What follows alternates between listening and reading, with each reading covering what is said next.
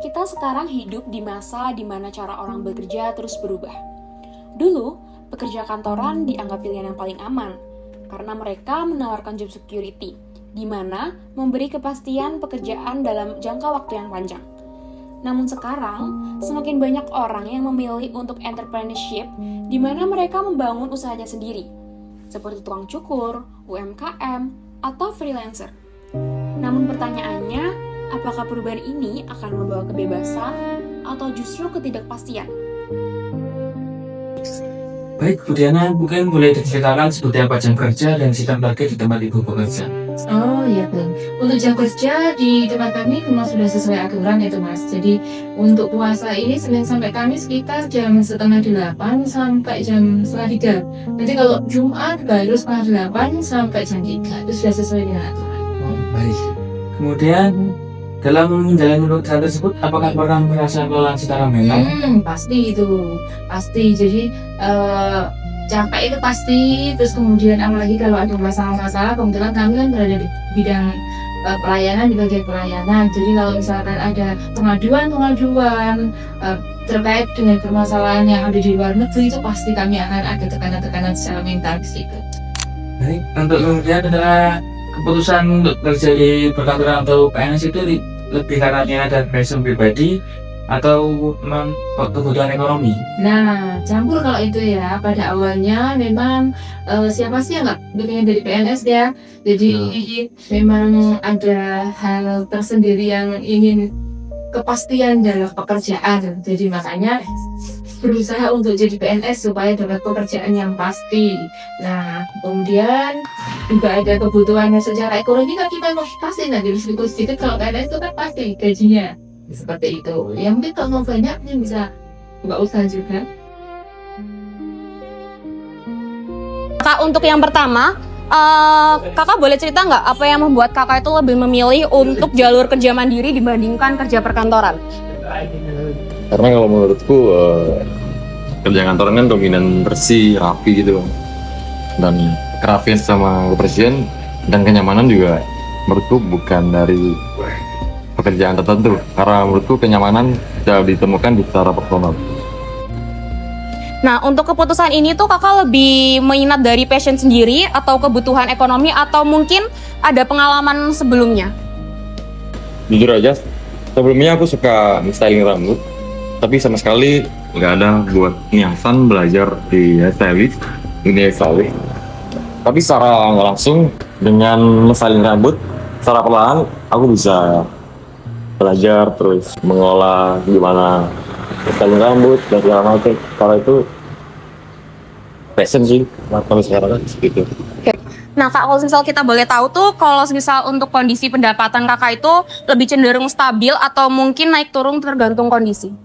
Untuk 1 tahun kebelakang ini menurutku masih stabil karena tim kita, anak-anak kita masih memaksimalkan buat pelayanan dari customer.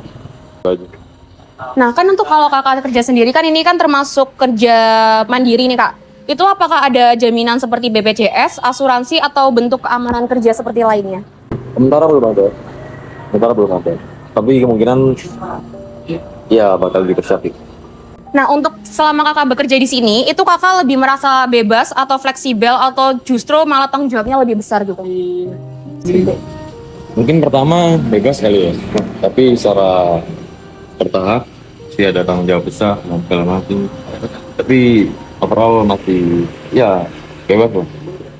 Nah kalau misal kakak nih di suatu hari nanti tuh bakalan ada tawaran kerja di perkantoran yang dimana ada gaji tetap, fasilitas lengkap, apakah kakak lebih tertarik mempertimbangkannya? Mungkin tertarik dan pasti bakal aku pertimbangkan lagi. Mungkin sesuai dengan kemampuanku dan kecil. Data menunjukkan bahwa jumlah pekerja mandiri terus meningkat dalam beberapa tahun terakhir. Namun sayangnya, pekerja kantoran umumnya memiliki income stability, yaitu di mana mereka mendapatkan pendapatan tetap setiap bulannya. Dan sebaliknya juga, pekerja mandiri menghadapi finansial yang risk, di mana mereka mendapatkan resiko pendapatan yang tidak menentu.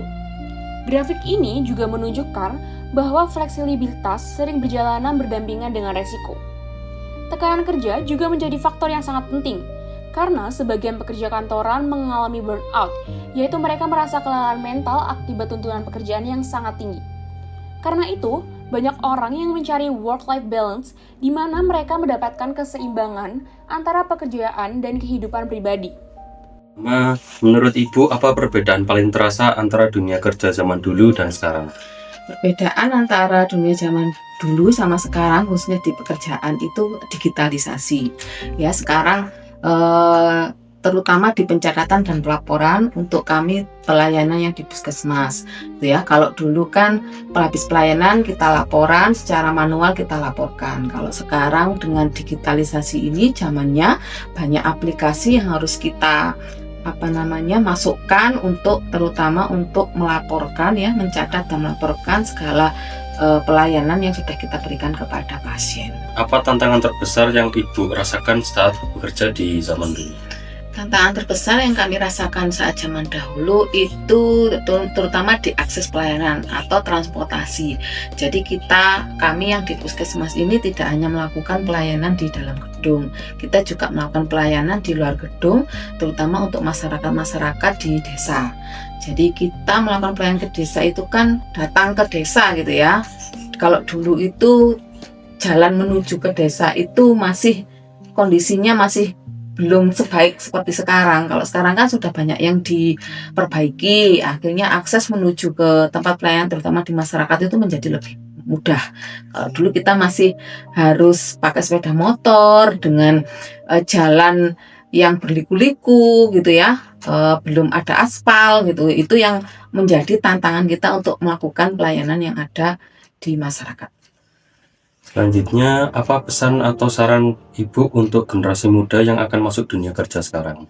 Oke, saran dari kami bahwa bagi adik-adik yang akan masuk di dunia kerja paling nggak harus punya satu keahlian gitu ya. Sekarang kan persaingan semakin ketat gitu ya. Paling nggak kalau adik-adik ke dunia kerja punya minimal lah salah satu ahli di bidang apa yang bisa ditekuni untuk mempermudah nanti di dunia kerja. Dari hasil wawancara dan data yang kami temukan, pekerjaan mandiri menawarkan kebebasan waktu dan juga peluang berkembang. Namun, tantangannya adalah ketidakpastian pendapat dan minimnya jaminan sosial. Artinya, pilihan bekerja hari ini bukan hanya soal stabil atau bebas, tetapi juga tentang kesiapan menghadapi resiko. Dalam filosofi Jawa ada ungkapan, sopo temen bakal tinemu. Siapa yang bersungguh-sungguh akan menemukan hasilnya. Baik bekerja di kantor maupun mandiri, kerja keras, kejujuran, dan ketekunan tetap menjadi kunci. Dunia kerja boleh berubah, tetapi nilai kerja yang baik akan tetap sama. Lalu, pilihan mana yang akan kamu ambil di masa depan?